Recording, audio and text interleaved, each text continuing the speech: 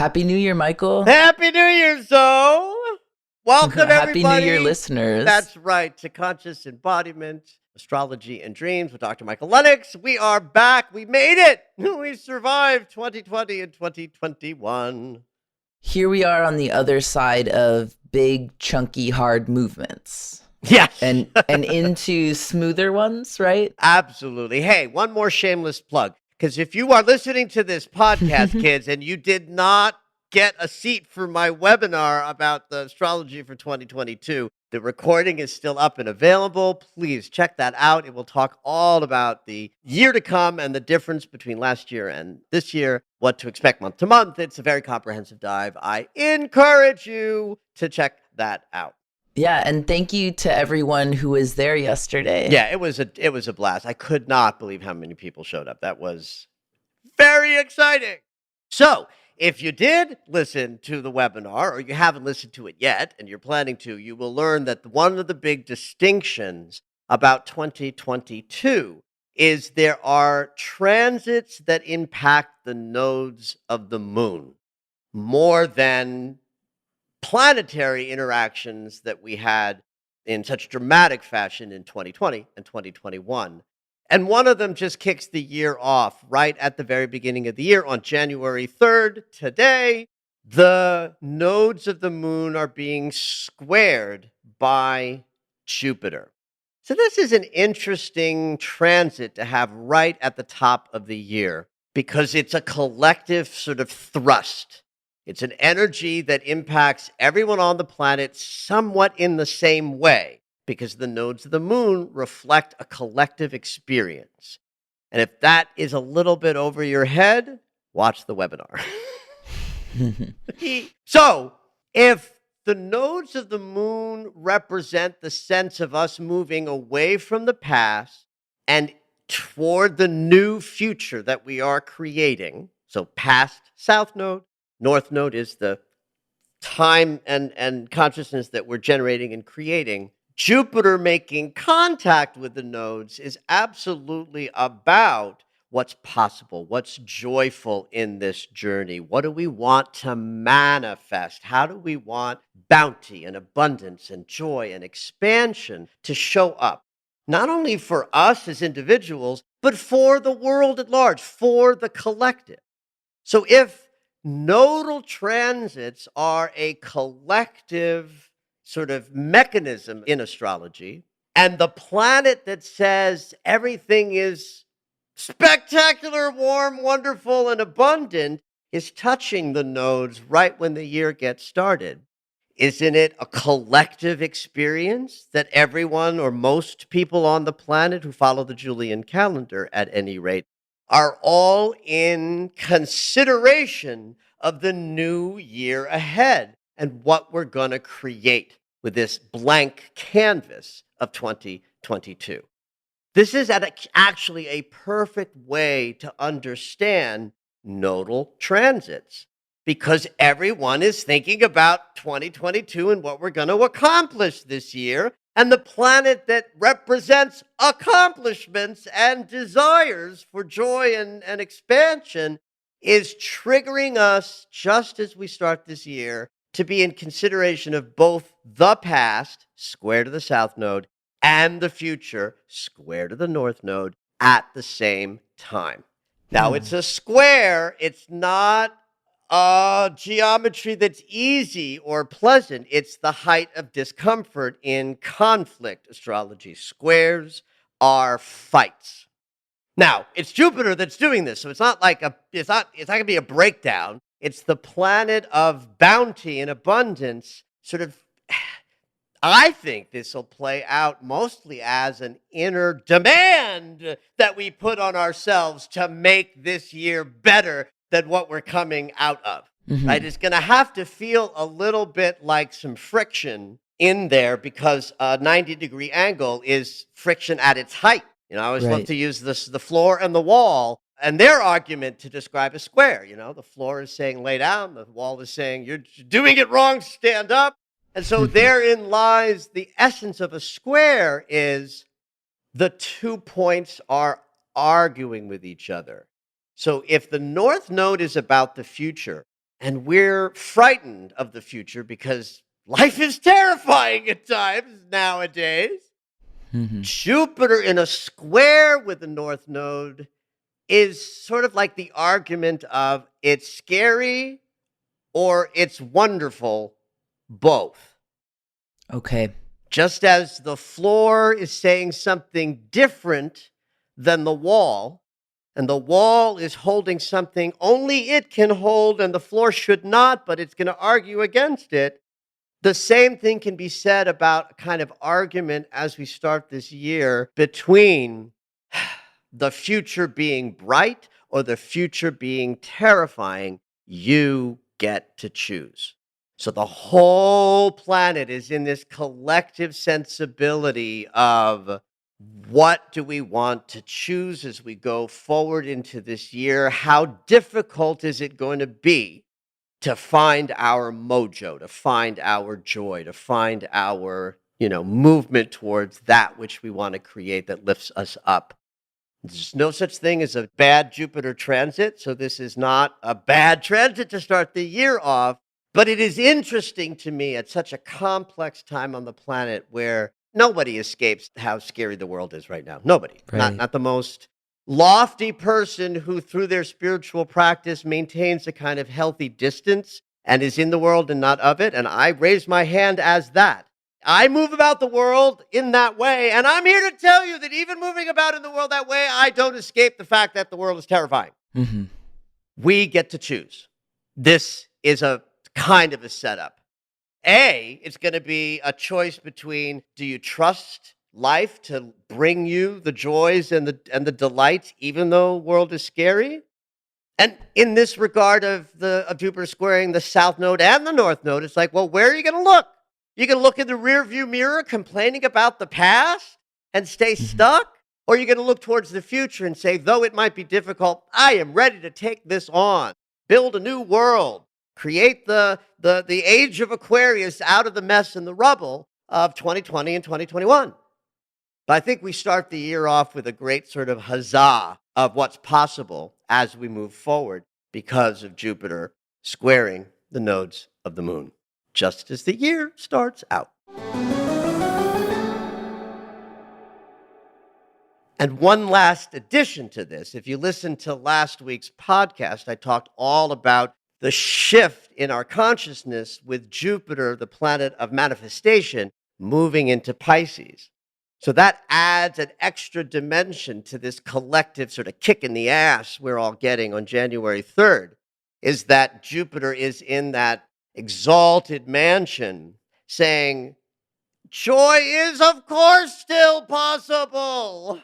Even in the face of the greatest enmity and difficulty, joy is an inside job. It's a choice. It's how you choose to see what your experience is. How do you qualify it for yourself? And what you're declaring is so. You get to choose. How about that?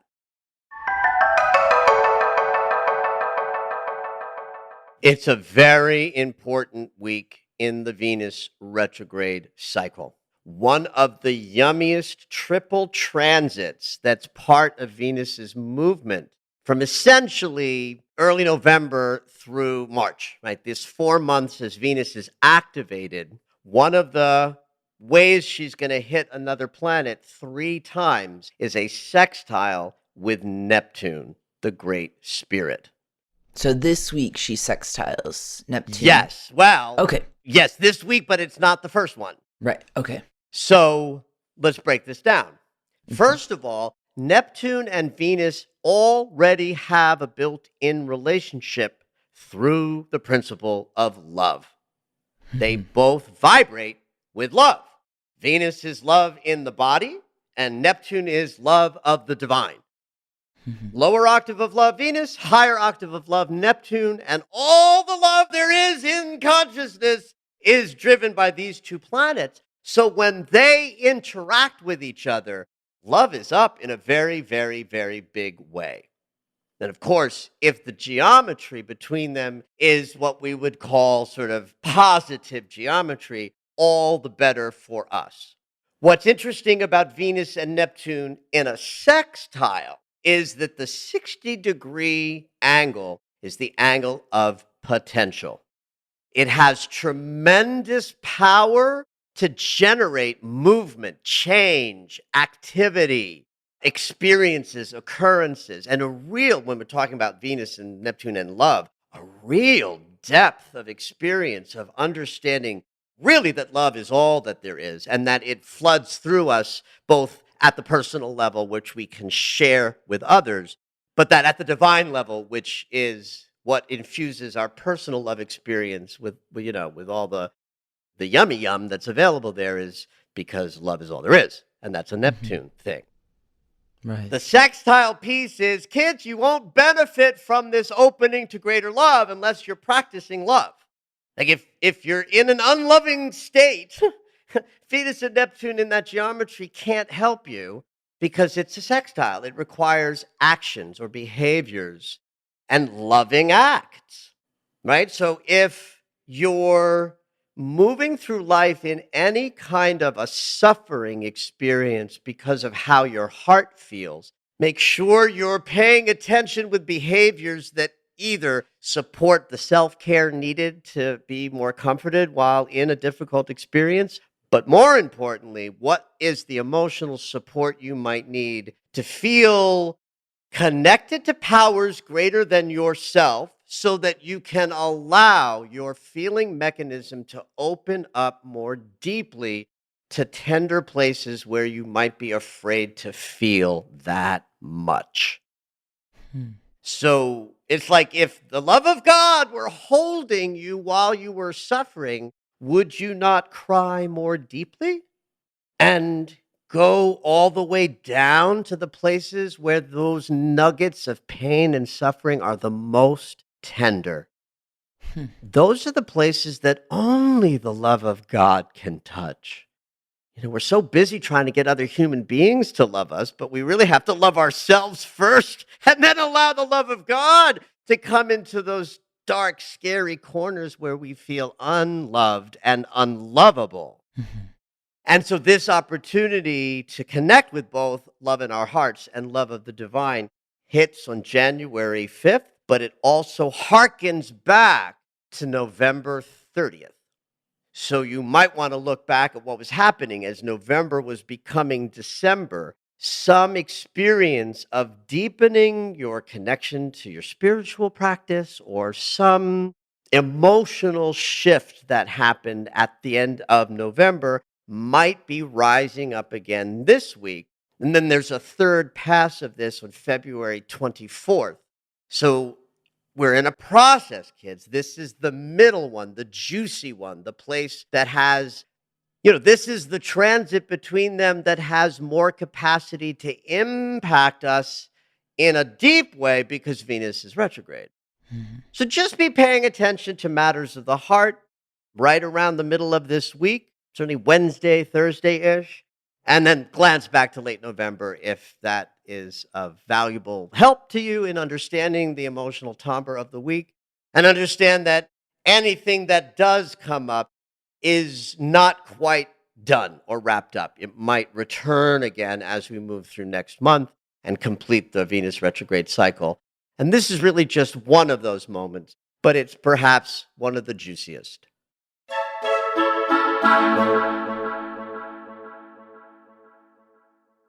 There's another really important moment in the Venus retrograde cycle that happens this week.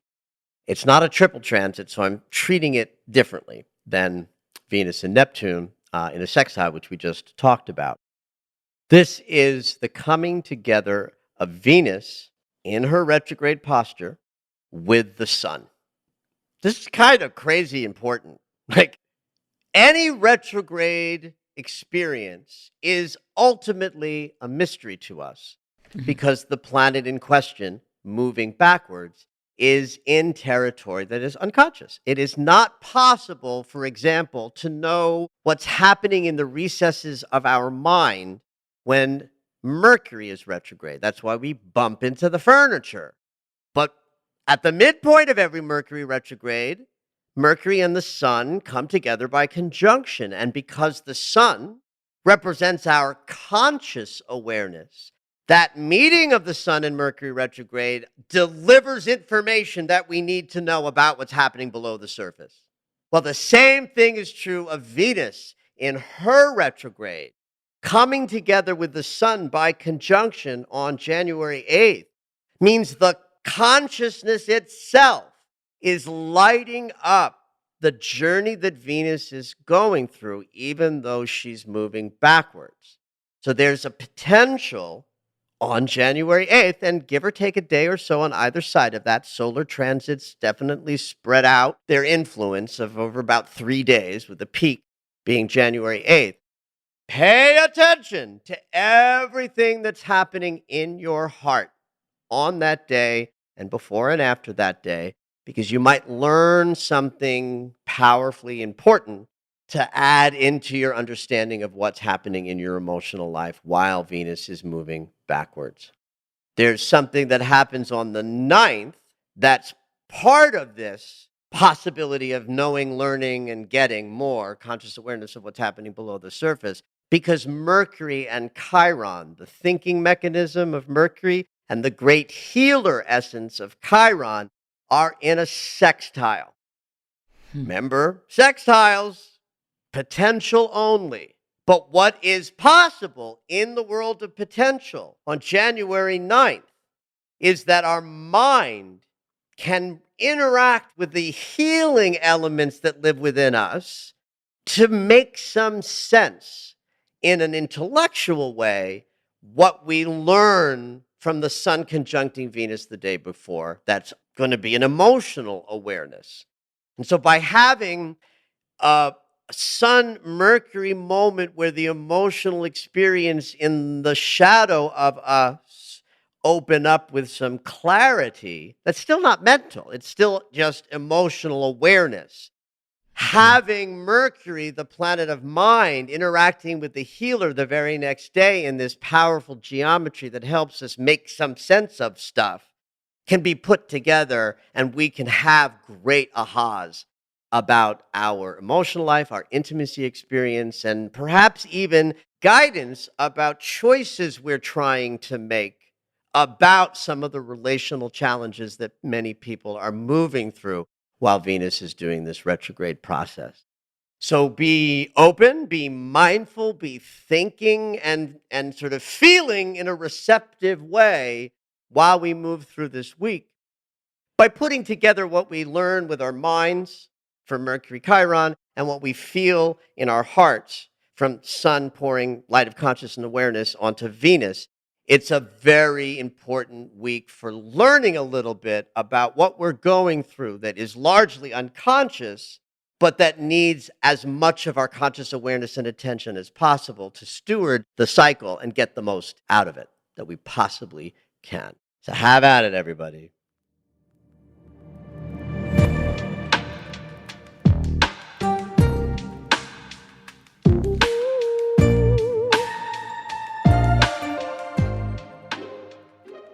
All right, it's dream segment time. Every week, Dr. Michael will interpret dreams that are sent in via email or take a live caller. If you would like your dream interpreted on the podcast, you can go ahead and email us at dreams@michaellennox.com. Hopefully your dream will make it onto the show.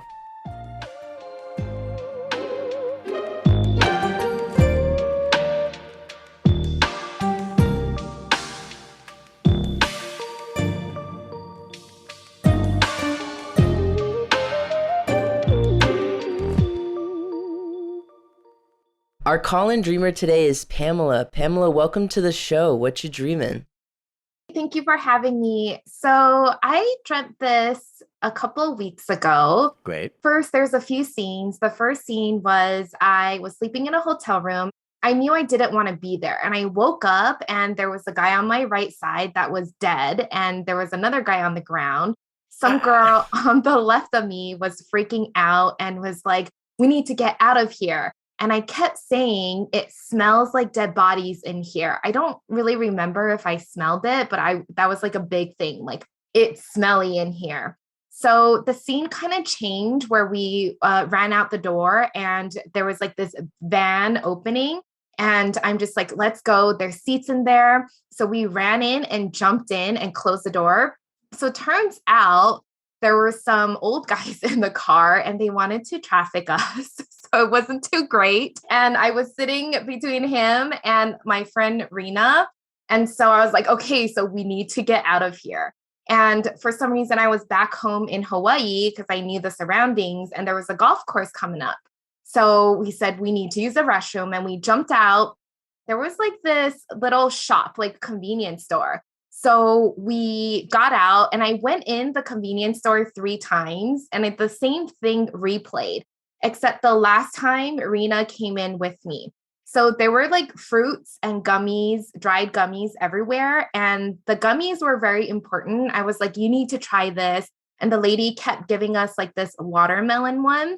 It was like a green and white circle, like stripped, but it was like in a circle. And then Rena really wanted to try like the nighttime lotion in a blue tin. And so the lady gave her a sample, but she wasn't happy with it. And then scene change again. This was like an entire new scene where we were about to go to court and this guy walking around with like a really weird smile. Like I had one side up and I had a bird, a green bird on my shoulder, and he was grinning like the same way I was. And the bird could turn into a man too. I knew he could do it, but he didn't do it. He just stayed a bird so he can go with me into the courtroom. And then scene changed again. And Justin Bieber and Rihanna was performing and I was watching, but it was only really like Justin Bieber and he wasn't singing and everybody was booing. So Rihanna got off the stage and then this giant puppet thing came down and he was like dancing the same as Justin Bieber and he was like wearing this silver outfit. Then that same bird was like flying around again. The last scene was my client was lying down and she was facing me and she said to me, tar dum tum, dee dum tee tito tito dee. And then the first 3 words were like capitalized, like a caption. It was like a big pink bold letters. And when I woke up, that was like the message that woke me up.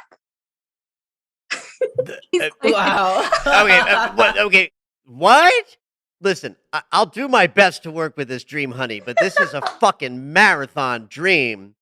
And I'm sitting here. You can't if y'all listening could see my face, it's making many contortions. We will do our best, but hang on a second. I may have to ask you for some updates as we go. Yes. Help me understand the end of this dream. There's these words being expressed. Yes. So tar, TAR, and then DOM, and then TOM, Tom. So those were like captioned, and that's like what woke me up. Tar dum tom. And it was kind of like a song though, because it was tar dum tom, dee dum dum, tee doo, dee, like that. And so Justin Bieber is performing this sound. No, it jumped towards my client. She was like laying down, speaking it to me. Justin was before. Oh, okay. We've never had such a detailed dream. I can't believe you remembered all of those things. That's amazing. Well, she wrote them down, Zoe. That's the challenge is going to be for me to remember them. Even I'll have a dream and wake up and be like, oh, lost, you know? Oh, so that's I'm just so impressed. You just don't have practice, honey. Once you start writing down dreams and you know, so this is good for anybody who's listening. Once you start this process of recording your dreams, the amount of detail that you will remember organically, it will become vast.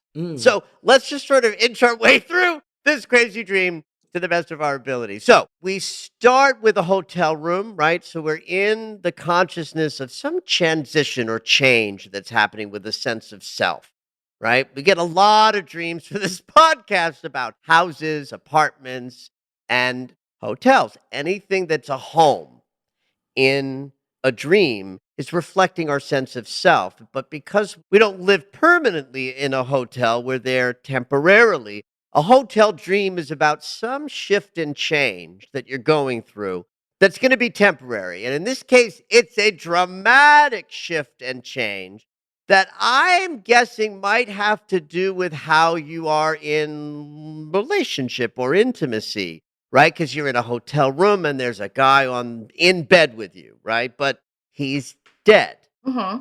I got that. Okay, you're going to have to validate me if I'm Yes, right, because, man, there were dead. so many details. I took my notes, but I'm doing my best. Okay, so if you're in bed with a guy when you wake up, then the symbolism there has something to do with intimacy. Mm. I'm assuming you're a heterosexual human. Yes.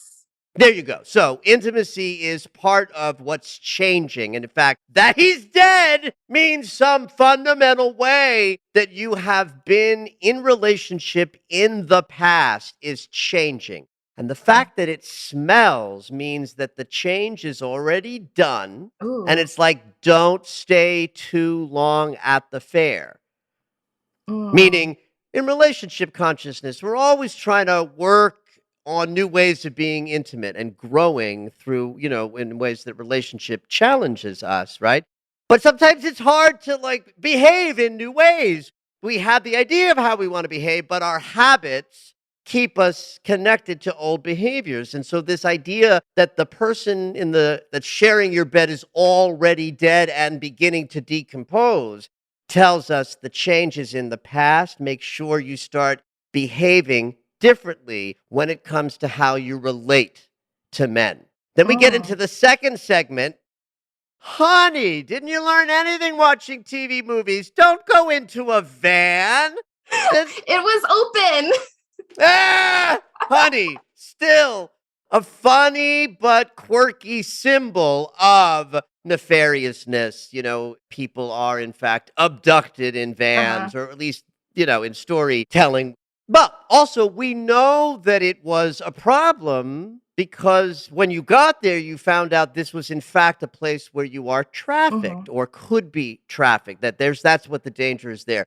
So since it's not a dream about sexual trafficking, it's a dream about you and your experience, I think, with intimacy. The first segment is about the old ways that are done, that have changed. The second segment here is about not quite trusting your current instincts around men or getting a better chooser mechanism, right? Because in this second scene, it's like, oh, look, I've chosen a path here that I think is going to take me to safety, the van.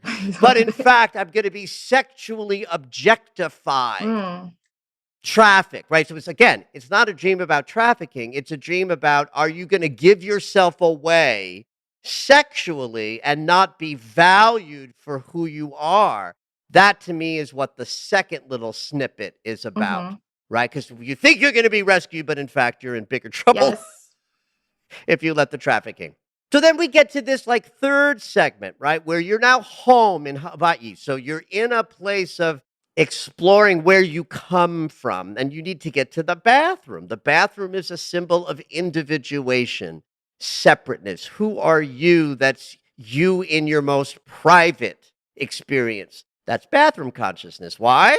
Because we get to close the door and take our poop in private, right? So the bathroom becomes a symbol of the place where we are intimate with ourselves. We're in our potential shame. Poopy smell is good symbol for shame, right? So there's the dream continues to help you explore, I think, again, intimacy by coming to home. What's at your authentic center? Then we get this little segment of the dream that's about the convenience store version of something. It's 3 times you give it a shot. Gummies, honey, I can't help but put gummies and cannabis No, it together. wasn't. It wasn't cannabis. It was just regular candy. Regular fruit candy. But there was an urgency, you have to try this. Okay, it's like trying something new, right? So if I stay with the theme, honey, if we were sitting in session together and we had all the time in the world to go into deep places, I could ask you zillions of questions to go into different arenas.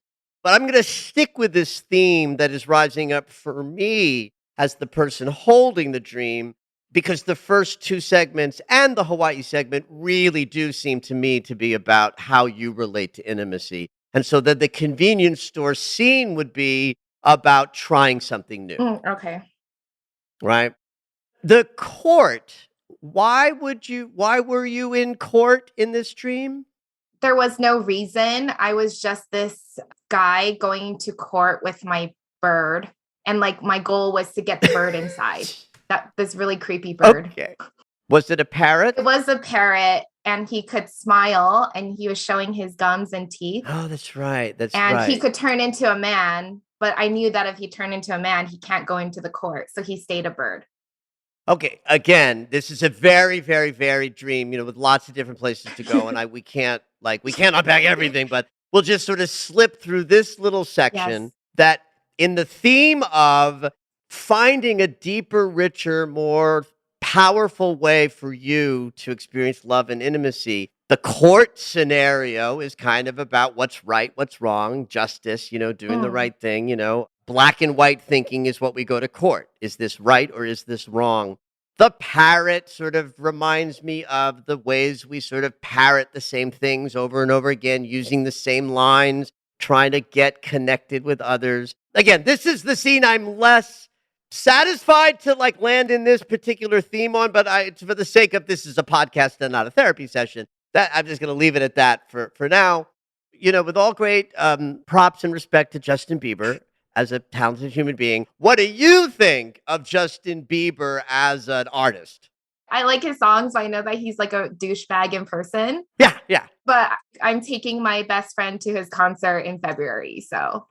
Okay, so he's in the zeitgeist for you because you're taking. Yeah. Okay, so that's why he's in the dream in one way. But yeah, listen, I don't know Justin Bieber, so I don't know if he's a douchebag. I know that persona-wise, not only does he appear to be a douchebag, he seems to me like a perfect modern fuckboy. Yeah, he is. Right?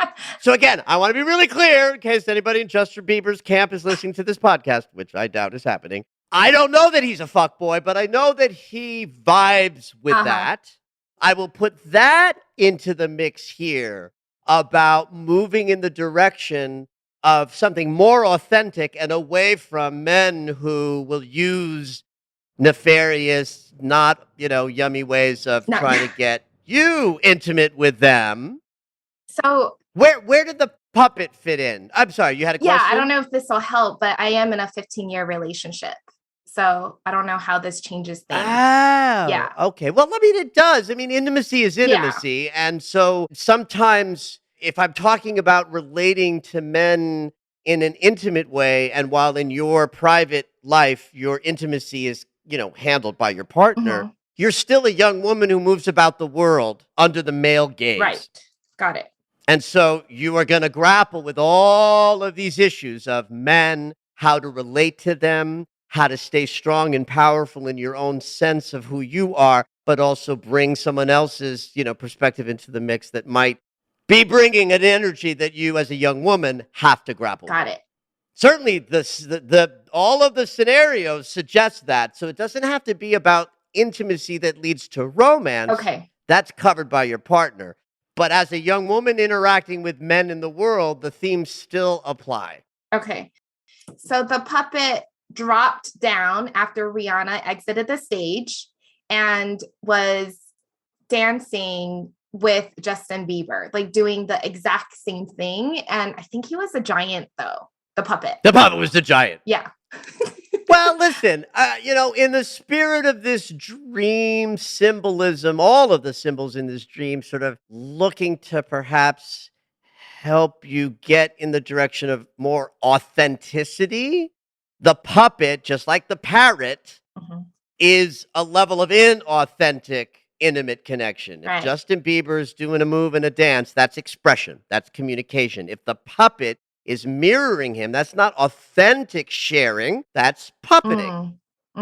Yes. So again, it's another theme of inauthentic connection vis-a-vis setting the dream exploration up to be what's the authentic connection that's being, worked out.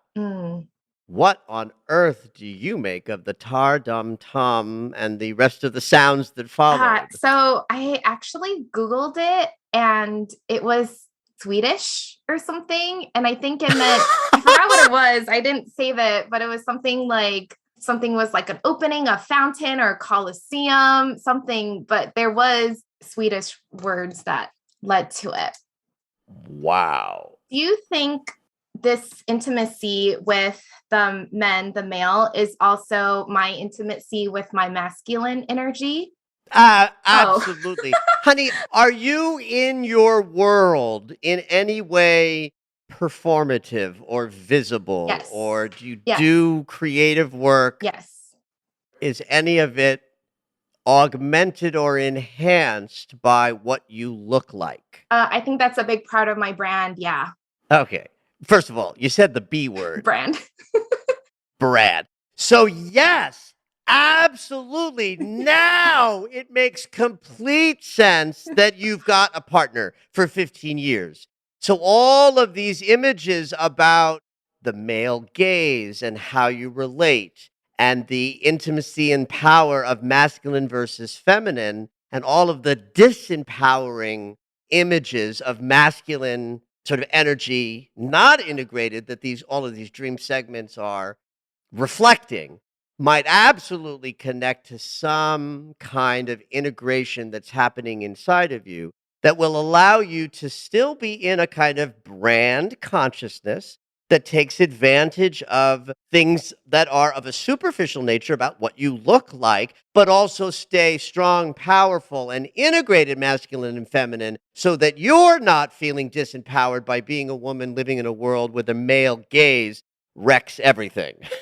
Or Yeah, I think I have been missing the masculine energy was what I was working on. I've been working on. Well, certainly. And you know what? I like that we didn't get those details until we were already well in, right? Oh. Partly because if I, with this complex of a dream, if I had also had the information that you were partnered and this wasn't about how you relate romantically, I would have not gotten into the theme as much. And then you added the distinction at the right and perfect time where then I can say, all right, well, let's go in a slightly different direction. And then when we add the final distinction of you integrating masculine and now feminine, principle within your brand and with your sense of self, I think this dream is helping you become more integrated, therefore more powerful. Yay. Thank you. What is the brand? Like, what is it that you do? So I'm also an author with Llewellyn and a deck creator and a spiritual entrepreneur, a coach for a woman who wants to create lucrative online businesses, and a money coach. Oh my God! Wait, you're a published author with my publishing house. Yeah, that's how I found you. My mentor Lisa was like, "Hey, Dr. Michael does dream." Yeah. What's the name of your book? It's called Enchanted Crystal Magic, and it's like out now. It just came out. All right, kids, check it out. Enchanted Crystal Magic by Pamela Chen. Love it. Thank you. All right, let's continue. So I don't have to do anything? Honey, you always have to do something, honey. The work goes on and on and on. But no, I think, the dream is the work in a lot of ways, right? That's one thing that I certainly want everybody listening to have an understanding of, that the dream is the work. Our psyche helps us prepare how to more powerfully move through our waking life by taking us in the dream state where we need to go to examine and explore places where we're not integrated and not feeling empowered, and does the work for us. And then just by having the impulse to share this dream like this in a format where you're getting, input back, this is the work too.